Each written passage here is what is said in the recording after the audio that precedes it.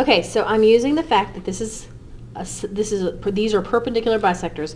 In other words, DE, DF, DG. Those are all perpendicular bisectors. So that means this is the same as this is the same as this, and this is the same as this. It's just not marked because I was told instead.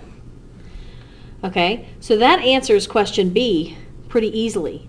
If AE is the same as BE, and together they're 22, then AE is 11. Now, as far as DB goes, I have to get into the fact that D is where all the perpendicular bisectors meet, so that means it's the circumcenter.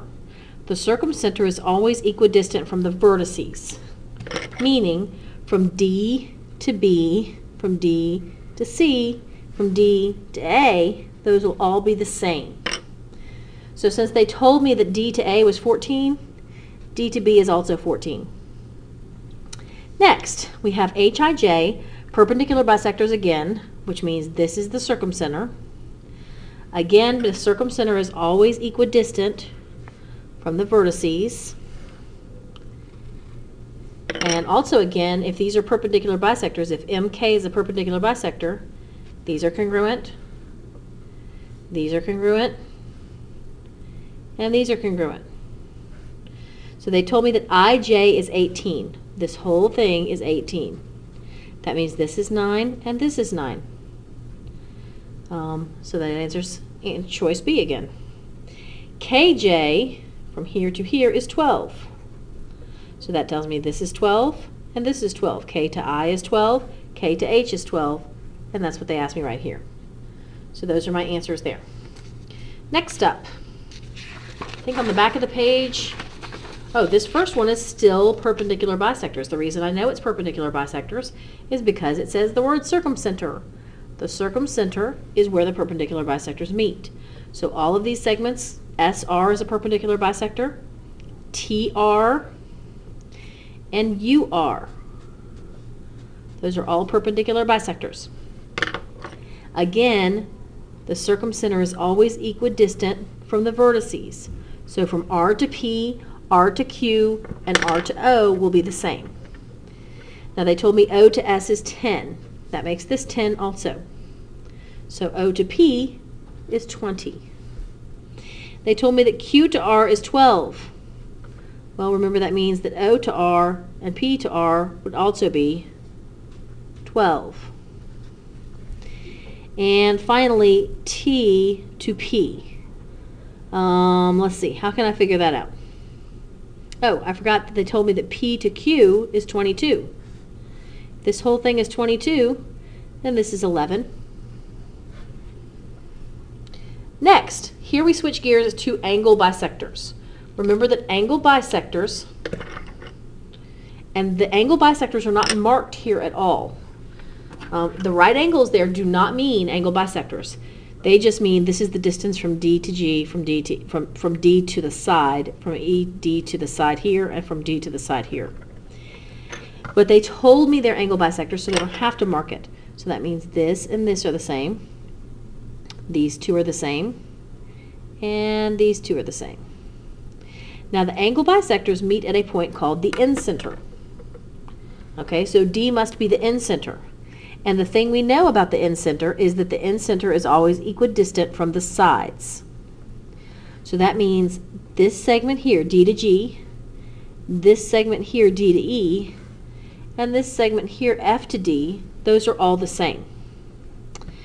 Now, as far as these sides, I'm thinking they're telling me that from D to F is 17. If they're telling me that from D to F is 17, that means D to E is also 17. So that's my answer.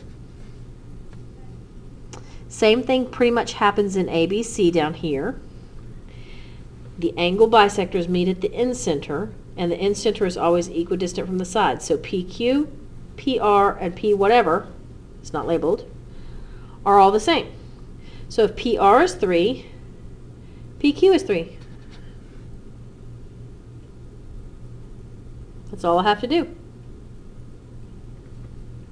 Notice that if I was asked, since I'm told PC is 5, and I know that these would all be 3, If I was asked for QC, I could find it because I would take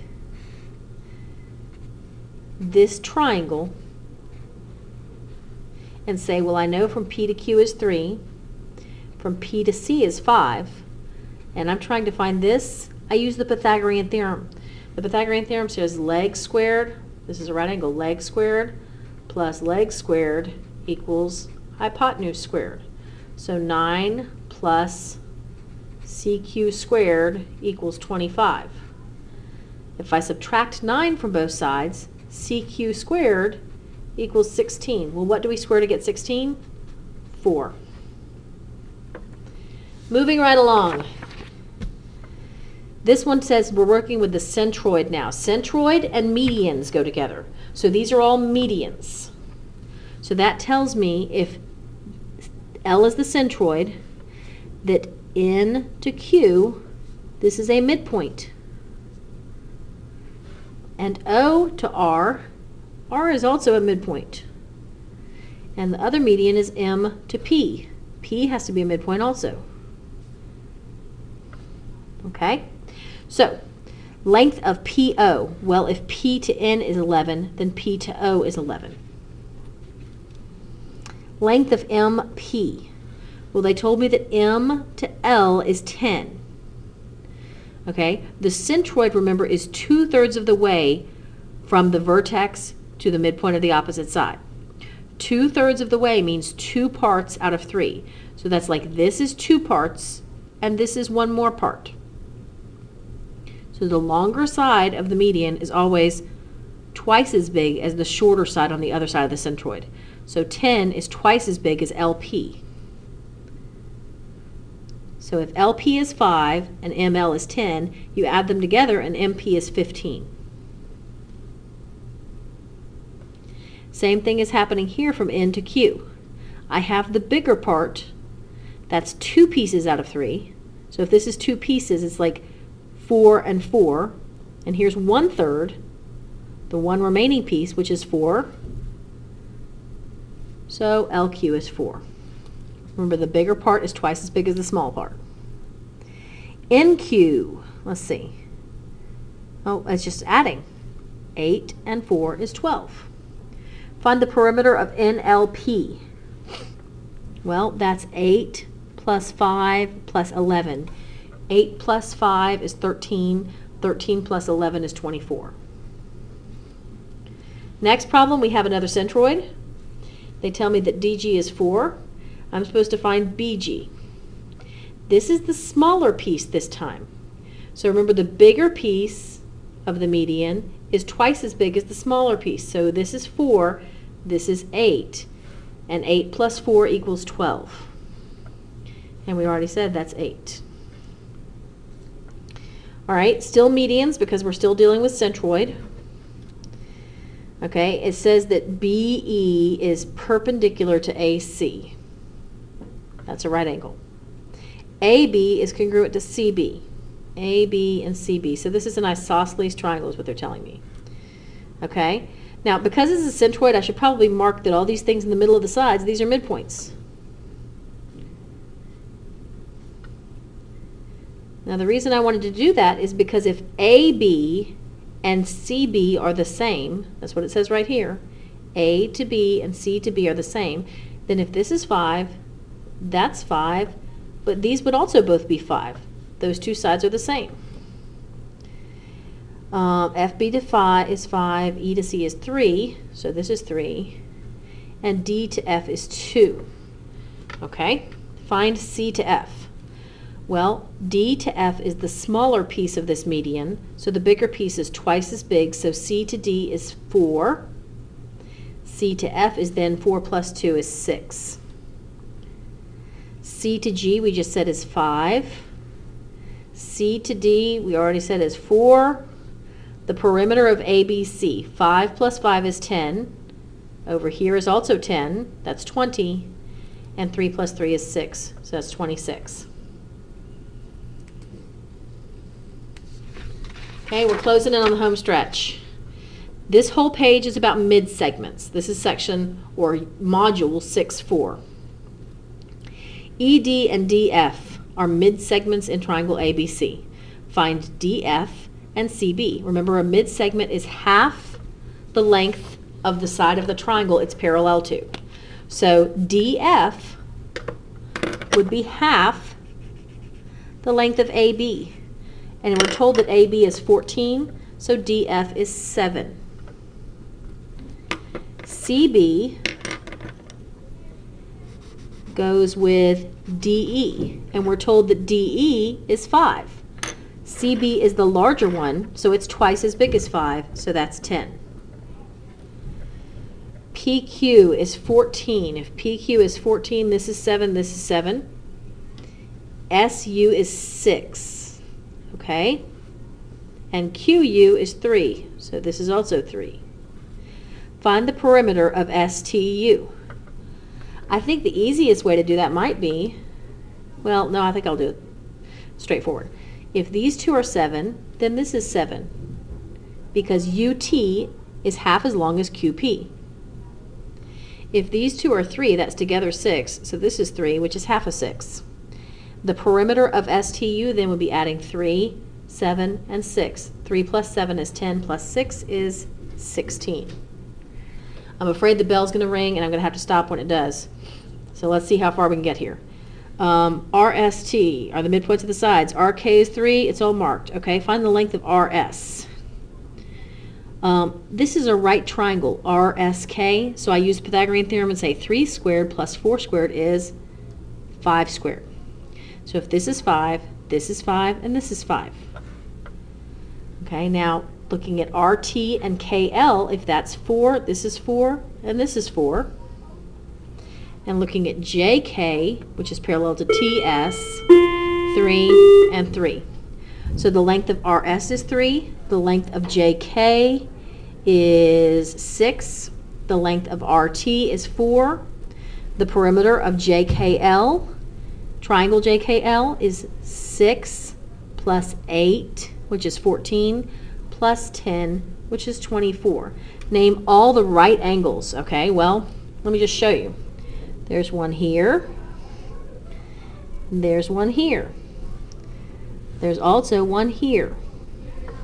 So JRT is 1, TSL is 1, RTS is 1, and RKS is 1. Those aren't the only ways you can name those. Let me see if I can get through trying to show you how to set this up. If YZ is 3x plus 1, I would probably draw this on another piece of paper. For each problem, 11, 12, 13, 14, these are all different. So I would probably draw it on a separate sheet of paper. Don't try to use the information from number 11 for number 12, for instance. Okay, and say if YZ is 3x plus 1, then and MN is 10x minus 6, then they want me to find YZ. Okay, we know that the bigger one has to be twice as big as the smaller one, so I'm going to write an equation that says that 10x minus 6 is twice as big as 3x plus 1. So 10x minus 6 equals, this is distributive property I'm using right here, and then subtract 6x from both sides, that gives me 4x, add 6 to both sides, that gives me 8, and I get 2. So x is 2. They didn't ask me what x was, though. They asked me what yz was. So I'll go back and plug in 2 right here. So 3 times 2 is 6, plus 1 is 7. Same setup on number 12. Here's yx, and here's mo. We're going to say that mo, the bigger one, has to be twice as big as yx, the smaller one. And then we're going to solve. And we get x is 5. We go back and plug into 3 times 5 minus 7. That's 15 minus 7. And that gives me 8. Okay, now on the angles, this is something I was pointing out during class today. If you have parallel side lengths, for instance, here and here, then I have corresponding angles. So this angle would be the same as this one, and these two would also be the same. So if MON is 48, then MZX is also 48. And if MXZ is 37, that's right up here, then MNO would also be 37. Name a triangle that appears to be congruent to ZOY. All 4 of those triangles in there are congruent, so you can name any of the 4 triangles there. And this is done just like the one we did yesterday on the board. You copied it down. It was on the right-hand side of the board near the clock. And that wraps it all up.